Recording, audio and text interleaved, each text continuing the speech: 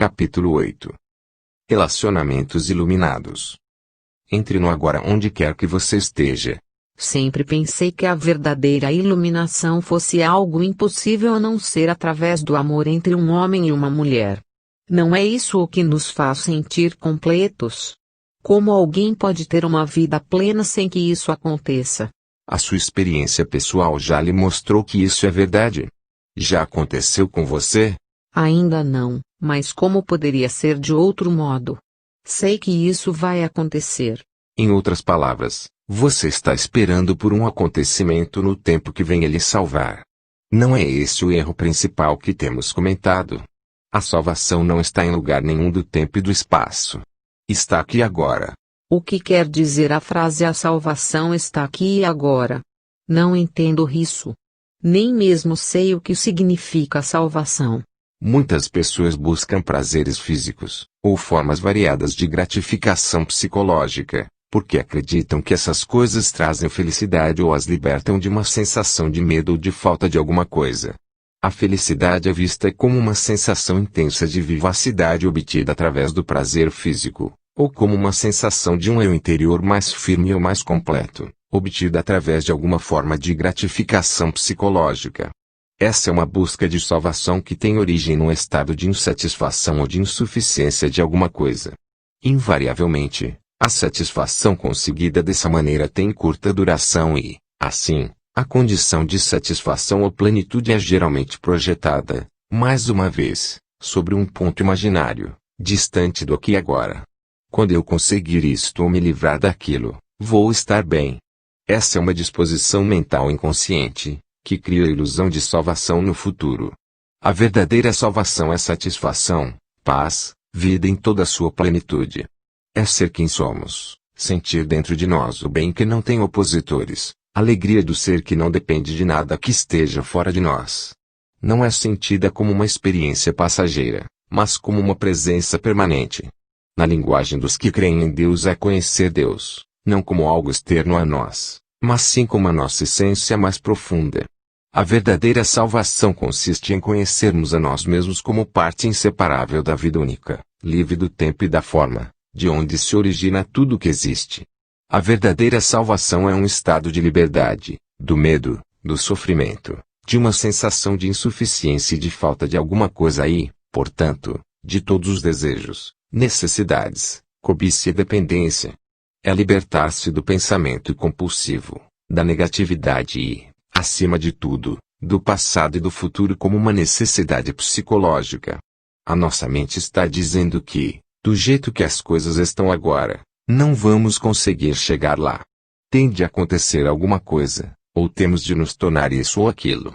Ela está dizendo, na verdade, que precisamos do tempo, que precisamos encontrar, negociar, fazer, conseguir, adquirir, compreender ou nos tornar alguém, antes de nos sentirmos livres e satisfeitos.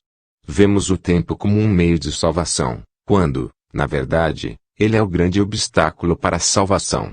Imaginamos que não podemos chegar lá a partir do ponto em que estamos ou de quem somos neste momento, porque não nos sentimos ainda completos ou bons o bastante.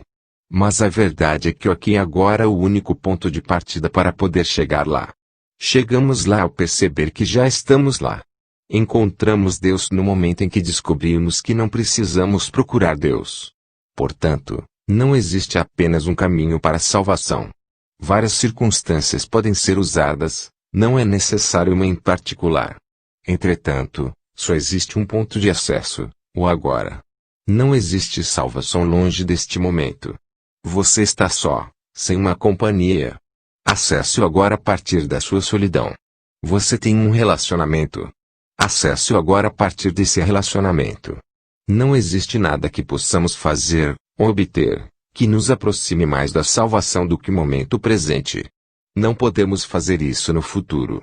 Ou fazemos agora ou simplesmente não fazemos. Pausa.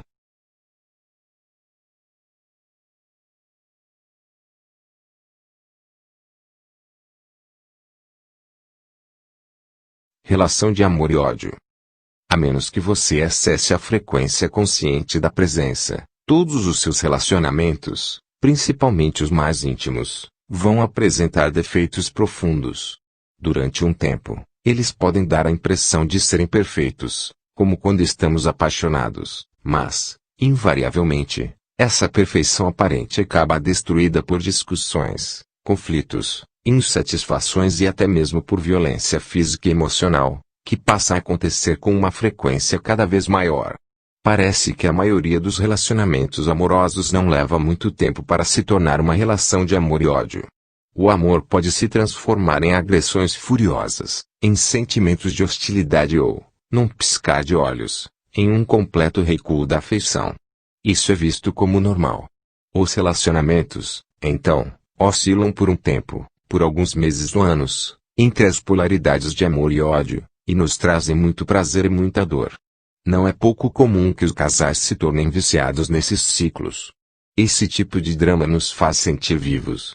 Quando o equilíbrio entre as polaridades negativa e positiva é desfeito e os ciclos negativos e destrutivos acontecem com frequência e intensidade crescentes, não demora muito para o relacionamento acabar. Pode parecer que tudo se resolveria se conseguíssemos eliminar os ciclos negativos e destrutivos, permitindo que o relacionamento florescesse sem problemas, mas isso não é possível. As polaridades são mutuamente interdependentes. Não podemos ter uma sem a outra. A positiva já contém dentro de si a negativa, ainda não manifestada. Ambas são, na verdade, aspectos diferentes de um mesmo sistema defeituoso. Estou tratando aqui dos chamados relacionamentos românticos, não do verdadeiro amor, que não possui opositores porque nasce além da mente. O amor como um estado permanente ainda é raro de encontrar, tão raro quanto a consciência nos seres humanos. Entretanto, é possível haver lampejos breves e ilusórios de amor, sempre que existir um espaço no fluxo da mente. O lado negativo de um relacionamento é mais facilmente reconhecido como um defeito ou anormalidade do que o positivo. E é muito mais fácil reconhecer a fonte da negatividade no parceiro do que vê-la em nós mesmos.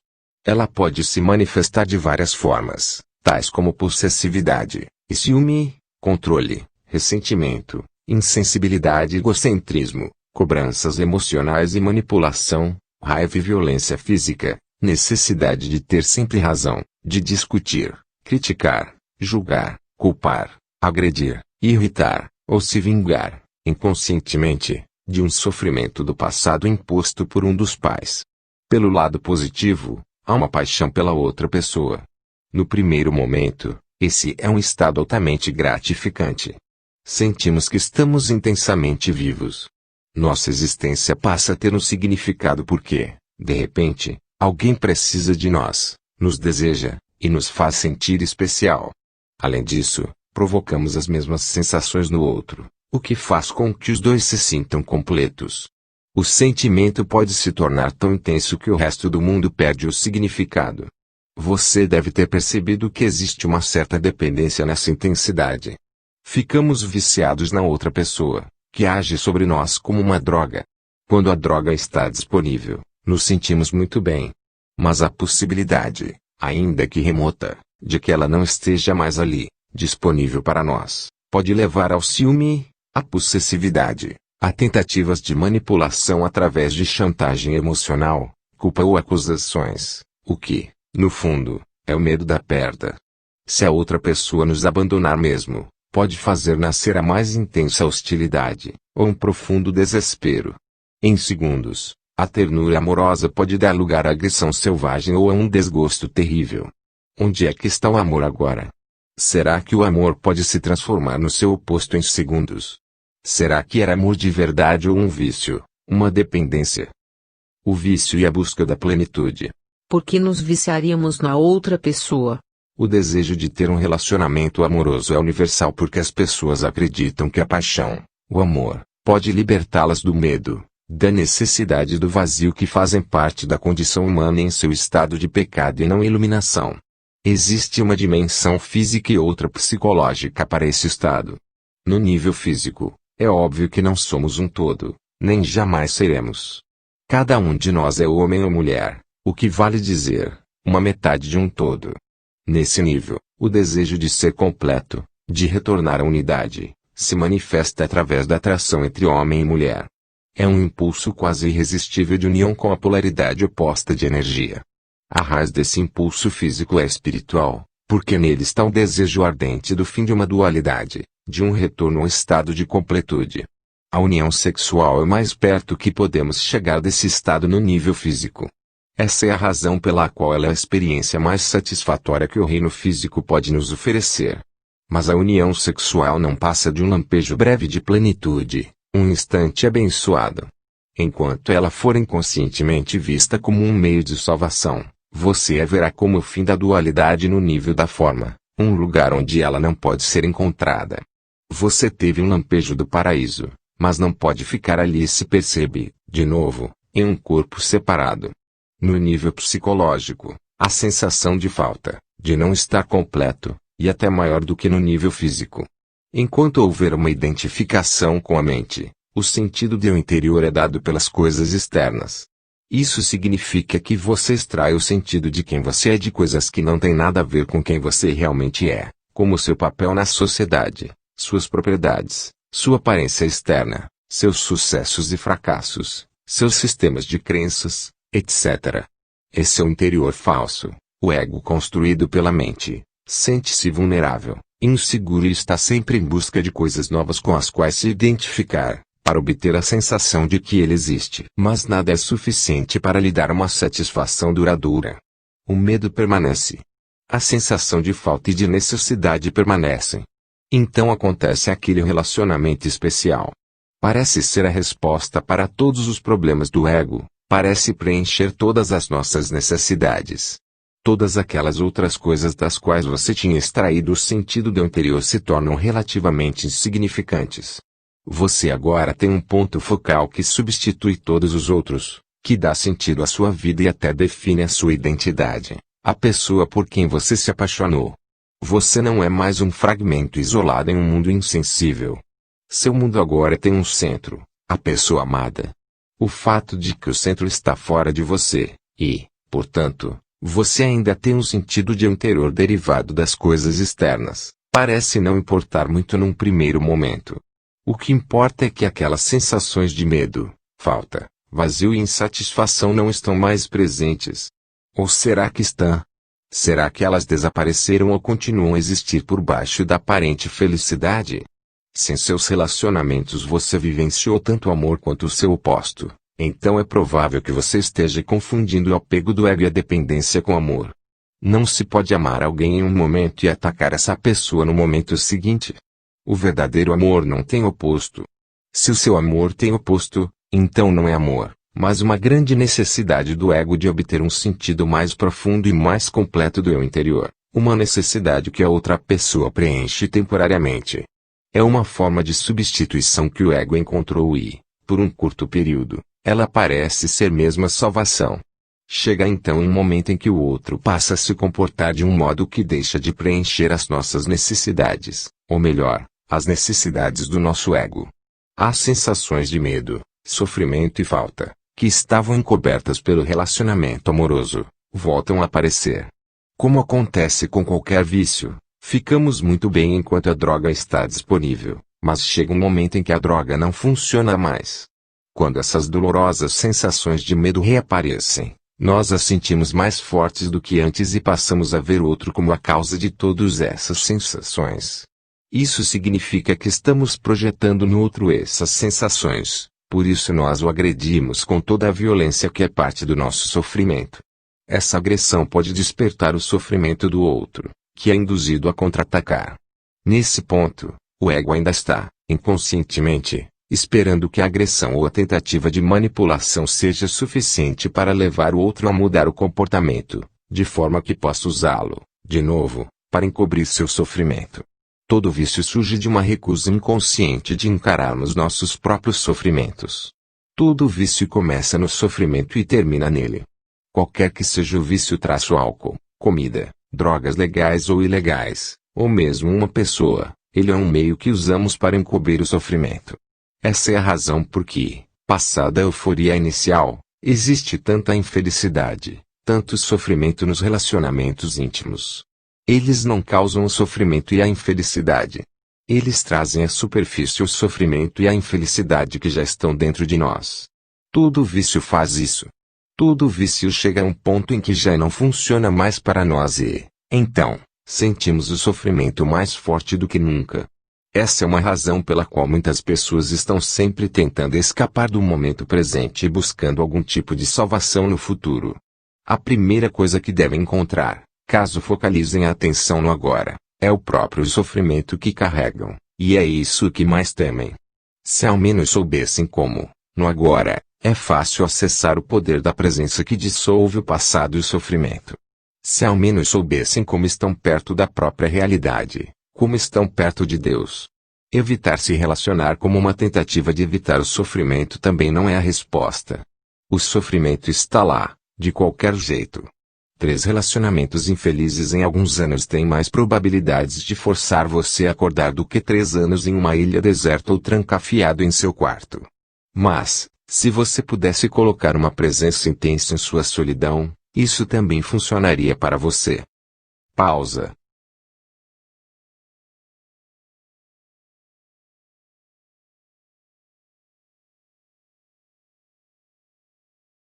Transformando as relações viciadas em relações iluminadas. Podemos transformar um relacionamento viciado em um relacionamento verdadeiro? Sim, se estivermos presentes e aumentarmos a nossa presença, concentrando a atenção cada vez mais fundo no agora. A chave do segredo será sempre essa: não importa se você está vivendo só ou com alguém. Para o amor florescer, a luz da nossa presença tem de ser forte o bastante, de modo a impedir que o pensador ou o sofrimento do corpo nos domine. Saber que cada um de nós é o ser por baixo do pensador, a serenidade por baixo do barulho mental, o amor e a alegria por baixo da dor, significa liberdade, salvação e iluminação. Por fim, a identificação com o sofrimento do corpo é trazer a presença para o sofrimento e, assim, transformá-lo. Por fim, a identificação com o pensamento é ser o observador silencioso dos próprios pensamentos e atitudes, em especial dos padrões repetitivos gerados pela mente e dos papéis desempenhados pelo ego.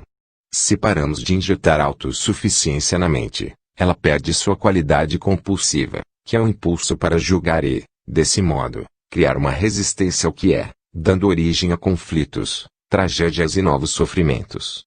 Na verdade, no momento em que paramos de julgar, no instante em que aceitamos aquilo que é, ficamos livres da mente e abrimos espaço para o amor, para a alegria e para a paz. Em primeiro lugar, paramos de nos julgar, depois paramos de julgar o outro. O grande elemento catalisador para mudarmos um relacionamento é a completa aceitação do outro do jeito que ele é, sem querermos julgar ou modificar nada. Isso nos leva imediatamente para além do ego. Nesse momento, todos os jogos mentais e toda a dependência viciada deixam de existir. Não existe mais vítima nem agressor, acusador nem acusado. Esse é também o fim da dependência, de uma atração pelo padrão inconsciente do outro. Você, então, ou vai se afastar, com amor, ou penetrar cada vez mais fundo no agora junto com o outro. É simples assim. O amor é um estado do ser. Não está do lado de fora, está bem lá dentro de nós. Não temos como perdê-lo e ele não consegue nos deixar. Não depende de um outro corpo, de nenhuma forma externa. Na serenidade do estado de presença, podemos sentir a nossa própria realidade sem forma e sem tempo, que é a vida não manifesta que dá vitalidade à nossa forma física. Conseguimos, então, sentir essa mesma vida lá no fundo de outro ser humano, de cada criatura. Conseguimos enxergar além do véu opaco da forma e da desunião. Essa é a realização da unidade. Isso é amor. O que é Deus? A eterna vida única debaixo de todas as formas de vida. Aqui é o amor. Sentir profundamente a presença dessa vida única em nós e dentro de todas as criaturas. Portanto, todo amor é o amor de Deus. Pausa.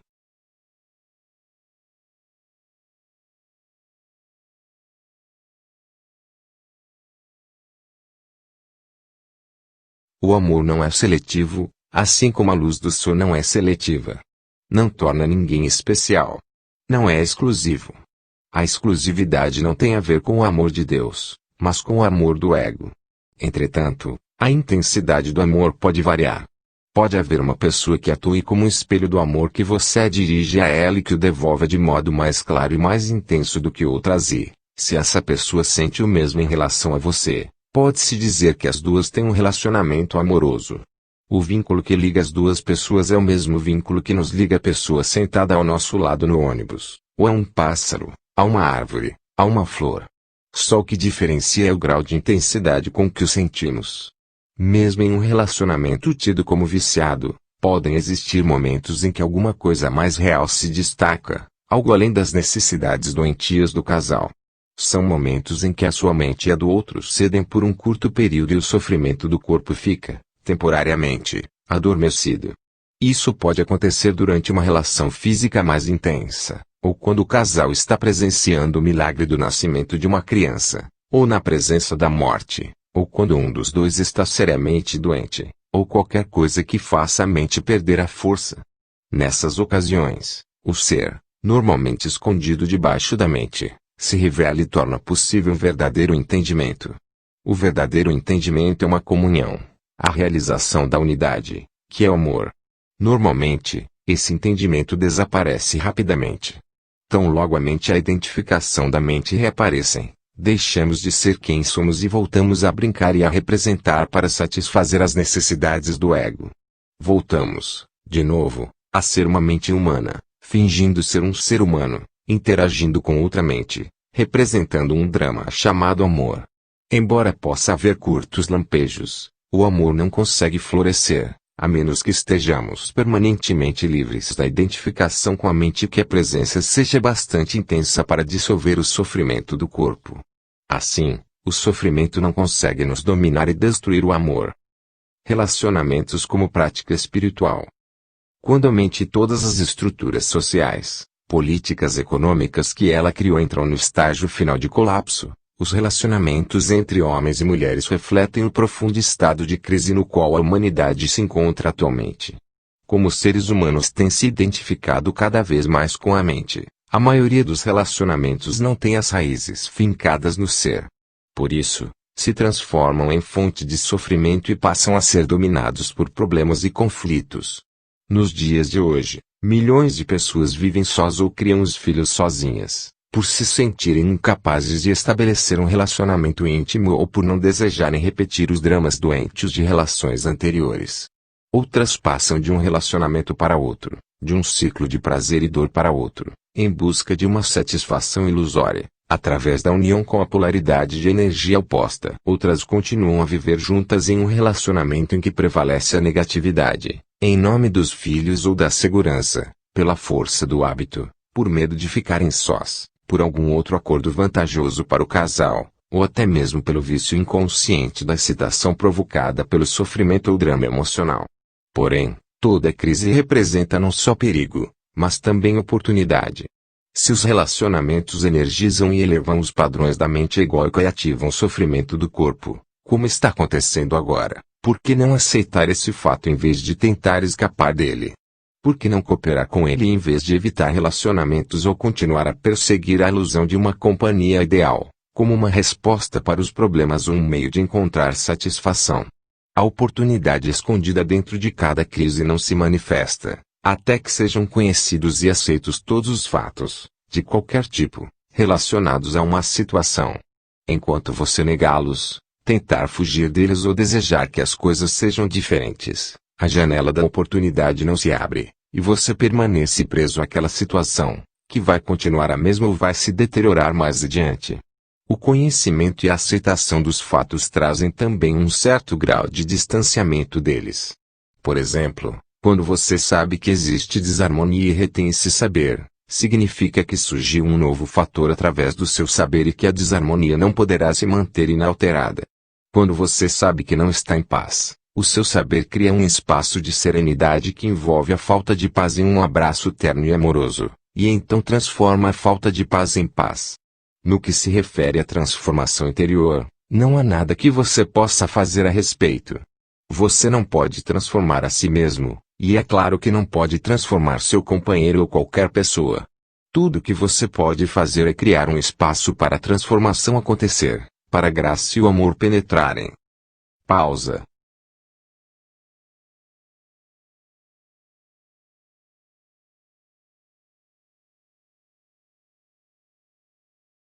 Portanto, sempre que o seu relacionamento não estiver bom, sempre que fizer aflorar a loucura em você e em seu parceiro, fique feliz. O que estava inconsciente está vindo à luz. É uma chance de salvação. Sustente, a cada instante, o saber de cada momento, em especial o do seu estado interior. Se houver raiva, saiba que é raiva. Se houver ciúme, defesa, um impulso para discutir, uma necessidade de ter sempre razão, uma criança interior reclamando amor e atenção, ou um sofrimento emocional de qualquer tipo, seja o que for, saiba a realidade do momento e sustente esse conhecimento.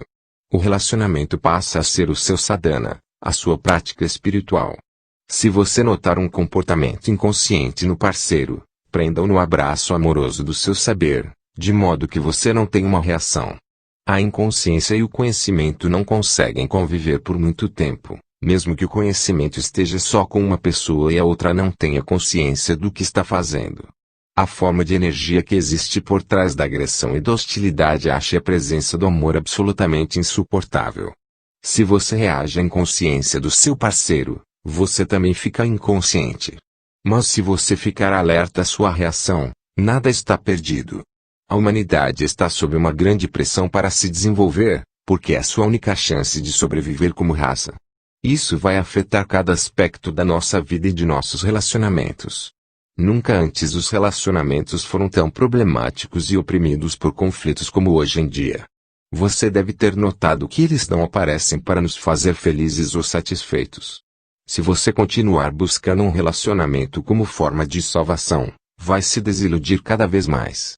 Mas, se você aceitar que o relacionamento está aqui para tornar você consciente em lugar de feliz, então o relacionamento vai lhe oferecer a salvação e você estará se alinhando com a mais alta consciência que quer nascer neste mundo.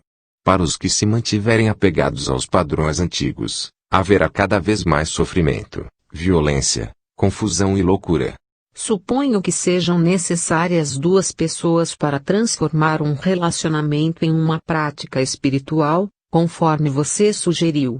O meu parceiro, por exemplo, continua com suas antigas atitudes de ciúme e controle. Já chamei a atenção para isso inúmeras vezes, mas ele é incapaz de perceber. Quantas pessoas são necessárias para transformar a sua vida em uma prática espiritual? Não se incomode caso o parceiro não queira cooperar. E através de você que a sanidade, ou seja, a consciência, consegue chegar a este mundo. Você não tem de esperar o mundo se curar, ou alguém se tornar consciente, antes de poder alcançar a iluminação. Pode ter de esperar para sempre. Não acuse o outro de não ter consciência. No momento em que a discussão começar, é sinal de que você passou a se identificar com uma posição mental e a defender não só aquela posição, mas também o seu sentido do eu interior. O ego está no comando. Você acabou de ficar inconsciente. Às vezes, isso pode servir para apontar certos aspectos do comportamento do parceiro. Se você estiver muito alerta, muito presente, pode agir sem envolvimento do ego, sem culpar, acusar, ou fazer o outro se sentir errado. Se o outro se comportar de modo inconsciente, abandone qualquer julgamento. O julgamento tanto serve para as pessoas confundirem o comportamento inconsciente com quem elas são de verdade quanto para projetar a própria inconsciência sobre a outra pessoa e se enganar por causa disso sobre quem elas são. Abandonar qualquer julgamento não significa não reconhecer a disfunção e a inconsciência quando se deparar com ela. Significa ser o saber, e não ser a reação e o juiz. Você não vai nem querer reagir ou poderá reagir e ainda assim ser o saber, o espaço no qual a reação é observada e onde ela se permite existir. Em vez de brigar com o escuro, você traz a luz. Em vez de reagir a uma desilusão, você vê a desilusão, mas, ao mesmo tempo, enxerga através dela. Ser o saber cria um espaço nítido de presença amorosa que permite a todas as coisas e pessoas serem como são. Não existe maior catalisador para que a transformação aconteça. Se você adotar essa prática, o outro não conseguirá ficar com você e permanecer inconsciente. Se os dois concordarem em fazer do relacionamento uma prática espiritual do casal, tanto melhor. Podem contar ao outro os pensamentos e sentimentos tão logo apareçam, ou assim que uma reação desponte, de forma que não haja tempo para surgir um espaço em que uma emoção não dita, ou desconhecida, ou uma queixa, possam se agravar e se desenvolver. Aprenda a expressar os seus sentimentos sem culpar ninguém. Aprenda a ouvir o parceiro de um modo aberto, sem reservas. Dê ao parceiro espaço para se expressar. Esteja presente. Acusar, defender, atacar, todos esses padrões destinados a fortalecer ou proteger o ego ou atender às necessidades dele irão se tornar supérfluos. Dar espaço aos outros, e a si mesmo, é fundamental. O amor não consegue florescer sem isso. Quando você tiver removido os dois fatores que destroem os relacionamentos e o seu parceiro tiver feito o mesmo, vocês vão sentir a alegria do desabrochar do relacionamento. Em vez de refletir o sofrimento e a inconsciência, em vez de satisfazer as necessidades mútuas viciadas do ego, vocês vão refletir para o outro o amor que sentem lá no fundo, que surge com a realização da unidade de cada ser com tudo o que existe. Esse é o amor que não tem opositores. Se o seu parceiro continua identificado com a mente e com o sofrimento, mas você já se libertou deles, vai ser um grande desafio. Não para você, mas sim para ele. Não é fácil conviver com uma pessoa iluminada, ou melhor, é tão fácil que o ego acha extremamente ameaçador. Lembre-se de que o ego precisa de problemas, disputas e inimigos para fortalecer o sentido de separação de onde tira sua identidade. A mente do parceiro não iluminado ficará profundamente frustrada porque não encontrará resistência às suas posições rígidas, o que significa que ela vai se tornar insegura e enfraquecida, além do perigo de essas posições desabarem todas juntas, resultando na perda do eu interior. O sofrimento do corpo pedirá uma resposta, mas não irá obtê-la. Sua necessidade de discussões, dramas e disputas não será atendida. Mas atenção, algumas pessoas que são fechadas, retraídas, insensíveis, ou distanciadas dos sentimentos podem imaginar que são iluminadas e tentar convencer os outros disso. Elas podem sustentar que não existe nada errado com elas e que o erro está no parceiro. Os homens têm mais tendência a agir assim do que as mulheres. Talvez vejam suas mulheres como irracionais ou emocionais. Mas, se você consegue sentir suas emoções, não está muito distante do radiante eu interior que está logo ali sob elas. Se você age mais com a cabeça, a distância é muito maior e você vai precisar colocar emoção no corpo antes de poder alcançar o corpo interior. Se não houver uma emanação de amor e de alegria, uma presença completa e uma abertura na direção de todos os seres, então não é iluminação. Outro fator indicativo é o modo da pessoa se comportar em situações difíceis ou desafiadoras, ou quando as coisas vão mal. Se a sua iluminação é uma ilusão egóica do eu interior, a vida logo vai lhe aprontar um desafio, que fará aflorar a inconsciência sob qualquer forma, medo, raiva, defesa, julgamento, depressão, etc. Se você estiver em um relacionamento, muitos desses desafios vão se manifestar através do seu parceiro. Por exemplo, uma mulher pode ser desafiada por um homem indiferente, que vive quase exclusivamente em seu próprio mundo. O desafio está na inabilidade dele em ouvir, em não dar a ela atenção e espaço para ser alguém, decorrente da falta de presença dele. A ausência de amor no relacionamento, que normalmente é mais percebida pela mulher do que pelo homem, vai desencadear o sofrimento na mulher. Através dele, ela vai atacar o parceiro, culpando-o, criticando-o, atribuindo-lhe o erro, etc. Agora, o desafio passou a ser dele. Para se defender contra a agressão desencadeada pelo sofrimento dela, que considera totalmente sem razão, ele vai se aferrar, cada vez mais, às suas posições mentais, enquanto se justifica, se defende ou contra-ataca. Isso, no fim, pode até mesmo vir ativar o sofrimento dele. Quando as duas partes foram dominadas, é sinal que atingiram um nível de profunda inconsciência. Isso não vai ceder até que as duas partes tenham se abastecido de muito sofrimento e entrado então no estágio de calmaria.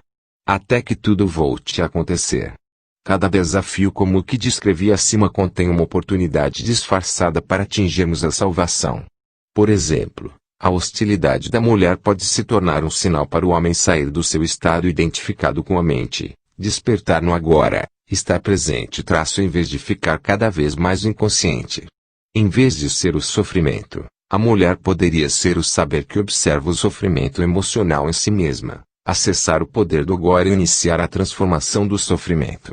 Isso iria evitar a projeção compulsiva e automática do sofrimento para o mundo exterior. Poderia expressar seus sentimentos para o seu parceiro.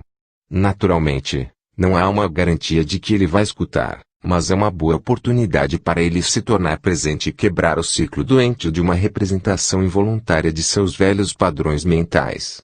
Se a mulher perder essa oportunidade, o homem poderá observar a sua própria reação emocional e mental ao sofrimento dela, a maneira como ele se coloca na defensiva, em vez de ser a reação. Poderá então identificar o momento em que começa o seu próprio sofrimento e trazer consciência às suas emoções. Assim, um espaço de consciência pura, claro e sereno, passar a existir, o saber, a testemunha silenciosa, o observador. Essa consciência não nega o sofrimento e, mais que isso, está além dele. Permite que o sofrimento aconteça, ao mesmo tempo que o transforma. Ela tudo aceita e tudo transforma. A mulher poderia facilmente se juntar a ele nesse espaço, através da porta que acabou de ser aberta. Porque as mulheres estão mais próximas da iluminação. Os obstáculos para a iluminação são os mesmos para homens e mulheres? São, mas com uma ênfase diferente.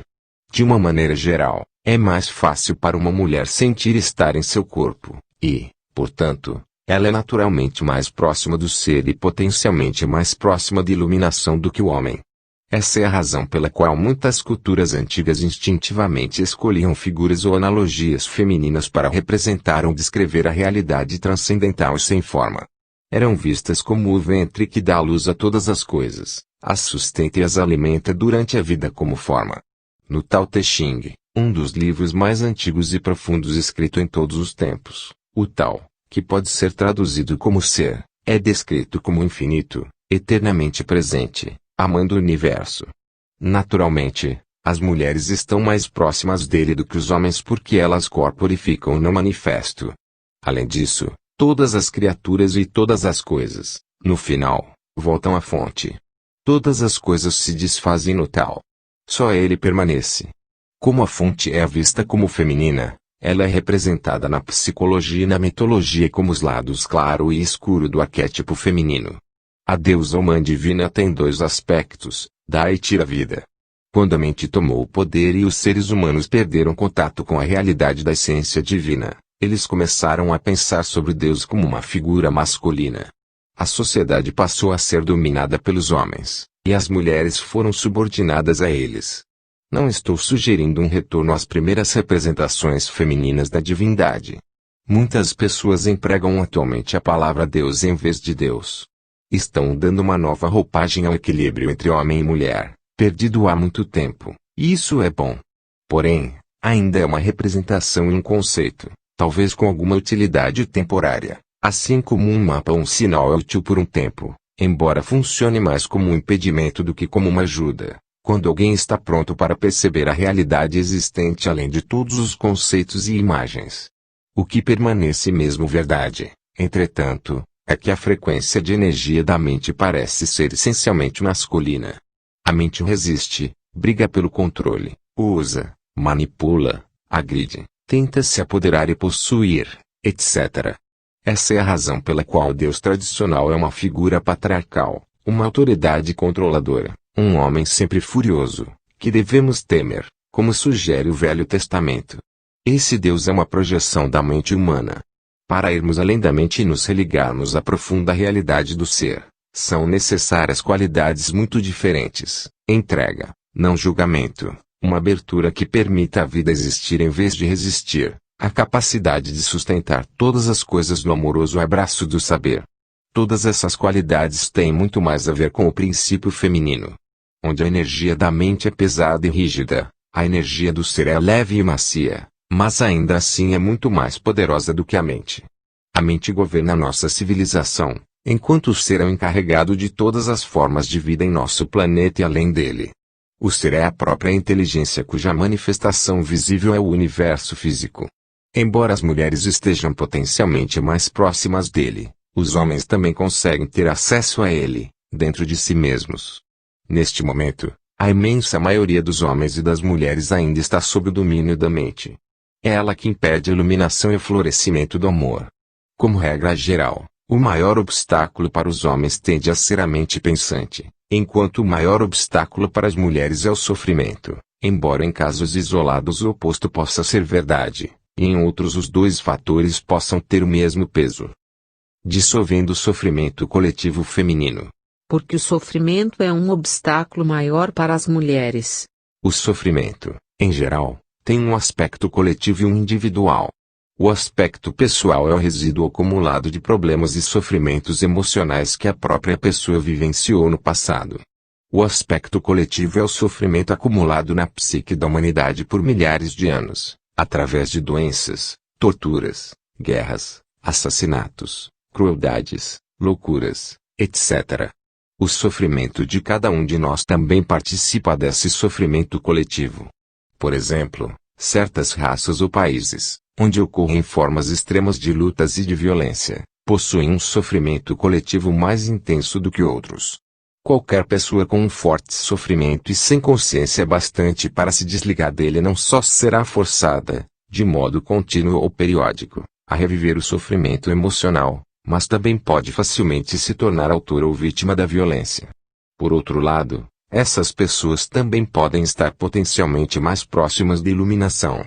Claro que esse potencial nem sempre se realiza, mas, se você tiver um pesadelo, provavelmente terá mais motivos para despertar do que alguém que acabou de ter um sonho comum sobre as dificuldades da vida. Além do sofrimento pessoal, cada mulher tem participação naquilo que pode ser descrito como sofrimento feminino coletivo, a menos que ela esteja plenamente consciente. Consiste no sofrimento acumulado vivido por cada mulher, em parte pela dominação dos homens sobre as mulheres, pela escravidão, exploração, estupro, partos, perda dos filhos, etc., durante milhares de anos. O sofrimento físico e emocional, que para muitas mulheres precede e coincide com o fluxo menstrual, é o sofrimento em seu aspecto coletivo despertando da sua dormência naquele momento, embora possa ser detonado também em outras ocasiões. Ele restringe o livre fluxo de energia vital através do corpo, da qual a menstruação é uma manifestação física. Vamos nos deter um pouco nesse assunto e ver como pode se tornar uma oportunidade para iluminação. Com frequência, a mulher é dominada pelo sofrimento físico e emocional nesse período. Ele tem uma carga energética poderosa, que pode facilmente empurrá-la para uma identificação inconsciente com ele. Você é, então, possuída por um campo de energia que ocupa seu espaço interior e finge ser você, mas não é você de jeito nenhum. Ele fala através de você, age através de você, pensa através de você. Vai criar situações negativas em sua vida de tal modo que ele possa se alimentar da energia. Já descrevi esse processo. Ele pode ser vicioso e destrutivo. É o sofrimento puro, o sofrimento do passado, e não é você. O número de mulheres que estão se aproximando do estado de consciência plena já ultrapassa o dos homens e vai crescer ainda mais rápido nos próximos anos. Os homens poderão alcançá-las no final, mas por um tempo considerável haverá uma distância entre a consciência masculina e a feminina. As mulheres estão recuperando a função que é um direito natural delas, ser uma ponte entre o mundo manifesto e o não manifesto, entre a materialidade e o espírito. A sua tarefa principal agora, como mulher, é transformar o sofrimento de forma que ele não mais se interponha entre você e o seu verdadeiro eu interior. Naturalmente, você também tem de lidar com outro obstáculo à iluminação, que é a mente pensante, mas a presença intensa que você produz quando lida com o sofrimento também vai libertá-la da identificação com a mente. A primeira coisa para lembrar é que, enquanto você construir a sua identidade em função do sofrimento, não conseguirá se livrar dele. Enquanto investir uma parte do seu sentido de eu interior no seu sofrimento emocional, você vai resistir ou sabotar, inconscientemente, cada tentativa para curar o sofrimento. Por quê? Porque você quer se manter inteiro e o sofrimento se tornou uma parte essencial de você. Esse é um processo inconsciente e o único caminho para superá-lo é torná-lo consciente.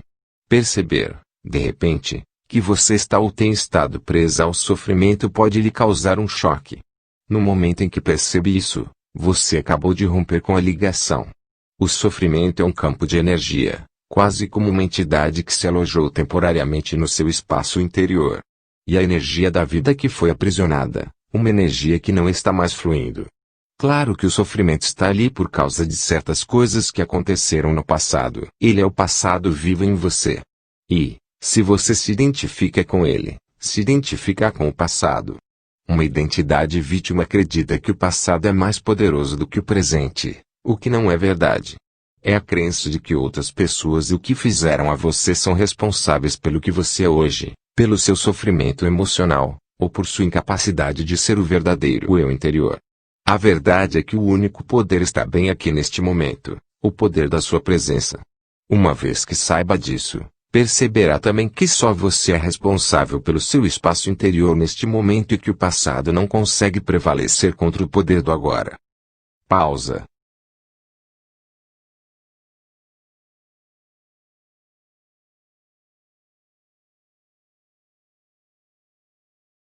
Portanto, a identificação impede você de lidar com o sofrimento.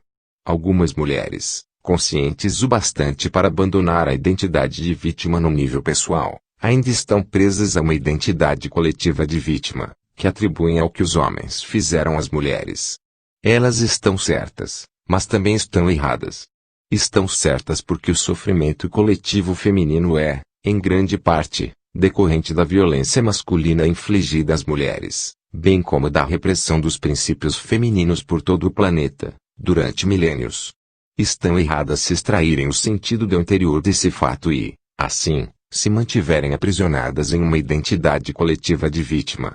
Se uma mulher continua agarrada à raiva, a ressentimentos ou condenações, ela continua agarrada ao seu sofrimento. Isso pode dar a ela um reconfortante sentido de identidade, de solidariedade com outras mulheres, mas a mantém escravizada ao passado e bloqueia um acesso integral à sua essência e ao poder verdadeiro. Se as mulheres se afastam dos homens, favorecem um sentido de separação e, portanto, um fortalecimento do ego. E quanto mais forte o ego, mais distante você está da sua verdadeira natureza. Assim, não use o sofrimento para criar uma identidade. Use-o, em vez disso, para iluminação. Transforme-o em consciência. Uma das melhores épocas para fazer isso é durante a menstruação. Acredito que, nos próximos anos, muitas mulheres irão atingir o estado de consciência plena durante esse período. Normalmente, esse é um tempo de inconsciência para muitas mulheres, porque são dominadas pelo sofrimento coletivo feminino. Entretanto, você pode reverter isso uma vez que tenha alcançado um determinado nível de consciência, e assim, em vez de se tornar inconsciente, você fica mais consciente. Já descrevi antes esse processo básico, mas vou apresentá-lo de novo, desta vez com uma referência especial ao sofrimento coletivo feminino. Quando você percebe que o período menstrual está se aproximando, antes mesmo de sentir os primeiros sinais do que é comumente chamada tensão pré-menstrual, o despertar do sofrimento coletivo feminino, mantenha-se muito alerta e ocupe o seu corpo o mais que puder. Quando o primeiro sinal aparecer, você vai precisar estar bastante alerta para agarrá-lo, antes que ele domine você. Por exemplo, o primeiro sinal pode ser uma grande e súbita irritação ou um lampejo de raiva, ou simplesmente um sintoma físico. Seja lá o que for, agarre-o antes que ele domine o seu pensamento ou comportamento. Isso significa simplesmente colocar o foco da sua atenção sobre ele. Saber que se trata do sofrimento e, ao mesmo tempo, ser o conhecedor, o que significa perceber a sua presença consciente e sentir o seu poder. Qualquer emoção cede e se transforma quando colocamos a presença sobre ela. Se for um simples sintoma físico, a atenção que você der a ela vai evitar que se transforme em uma emoção ou em um pensamento. Continue então alerta e espere pelo próximo sinal de sofrimento. Quando ele aparecer, agarre-o de novo, do mesmo jeito que antes. Mais tarde, quando o sofrimento tiver despertado totalmente do seu estado de dormência, você poderá vivenciar uma considerável turbulência em seu espaço interior por uns momentos, talvez até por alguns dias. Qualquer que seja a forma que ele tome, esteja presente. Dê a ele sua atenção completa. Observe a turbulência dentro de você. Perceba que ela está lá. Sustente o conhecimento e seja o conhecedor. Lembre-se, Não permita que o sofrimento use a sua mente e domine o seu pensamento. Observe-o. Sinta a energia de modo direto, dentro do seu corpo. Como você já sabe, atenção completa significa aceitação completa. Através de uma atenção continuada e, portanto, da aceitação, vem a transformação. O sofrimento se transforma em uma consciência radiante, assim como um pedaço de lenha colocado dentro do fogo se transforma em fogo. A menstruação irá então se tornar, não só uma expressão de alegria e realização da sua feminilidade, mas também um tempo sagrado de transformação, quando você faz nascer uma nova consciência. A sua verdadeira natureza então reluz lá fora, tanto em seu aspecto feminino como o Deus e quanto em seu aspecto transcendental do ser que ultrapassa a dualidade masculino-feminino. Se o seu parceiro for consciente, pode ajudar você a praticar o que acabei de descrever, sustentando a frequência da intensa presença, nessa hora em especial. Se ele permanecer presente, sempre que você voltar a se identificar inconscientemente com o sofrimento, o que pode e vai acontecer a princípio, você será capaz de se juntar rapidamente a ele no estado de presença. Isso significa que sempre que o sofrimento dominar você, seja durante a menstruação ou em outras ocasiões, o seu parceiro não vai confundi-lo com quem você é. Mesmo que o sofrimento o ataque, como provavelmente acontecerá, ele não vai reagir como se fosse você, ou se retirar ou apresentar algum tipo de defesa. Ele vai sustentar o espaço da presença intensa. Nada mais é necessário para a transformação. Em outras vezes, você será capaz de fazer o mesmo por ele ou de ajudá-lo a recuperar a consciência, retirando-a da mente ao desviar a atenção para o aqui e agora, quando ele ficar identificado com o pensamento. Assim, um campo permanente de energia de alta frequência vai aparecer entre vocês. Nenhuma ilusão, sofrimento, disputa, nada que não seja vocês, nada que não seja amor pode sobreviver dentro dele. Isso significa a realização do divino, o propósito transpessoal do seu relacionamento. Desistindo do relacionamento consigo mesmo.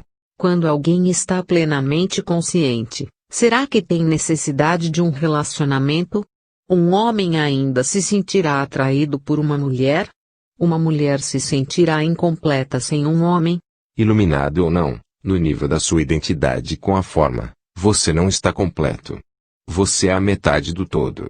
E isso é percebido como atração homem-mulher, um movimento em direção à polaridade oposta de energia, não importa qual seja o seu nível de consciência.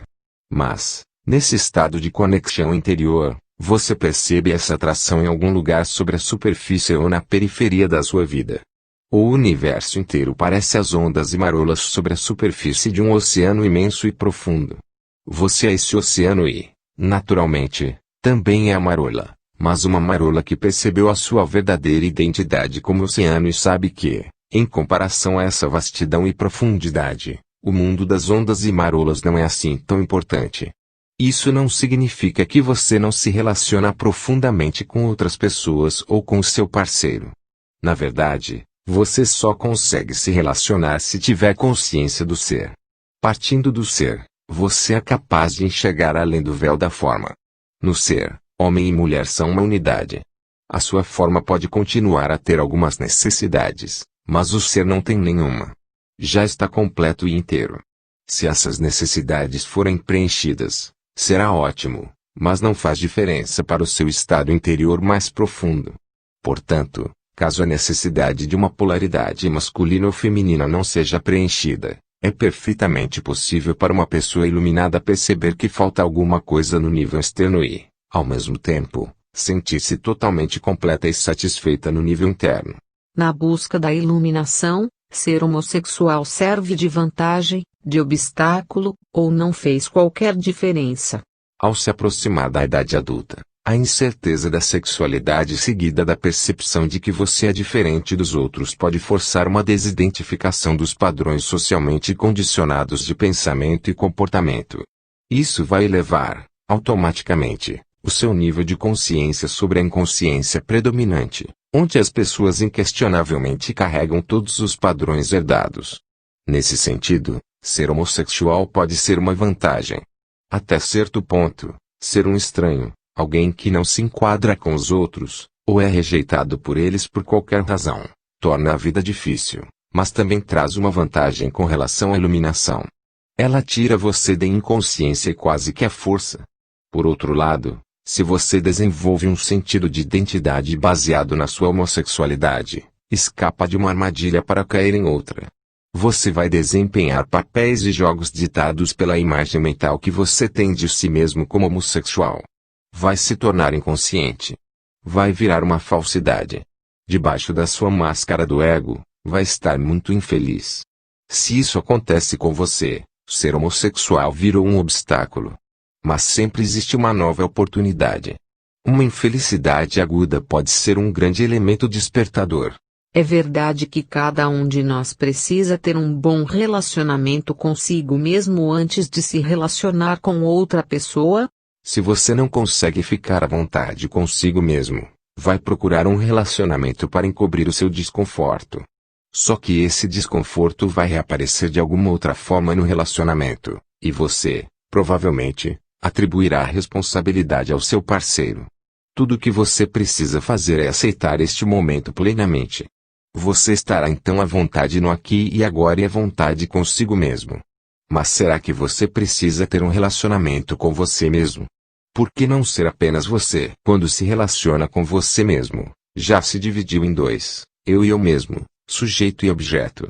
Essa dualidade criada pela mente é a raiz de toda a complexidade desnecessária, de todos os problemas e conflitos em sua vida.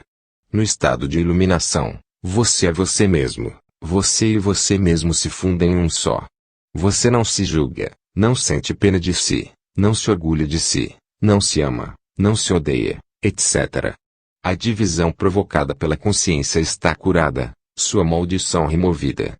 Não existe um você mesmo que seja preciso proteger, defender ou alimentar. Quando você está iluminado, não tem mais um relacionamento consigo mesmo. Uma vez que tem aberto mão disso, todos os seus outros relacionamentos serão de amor,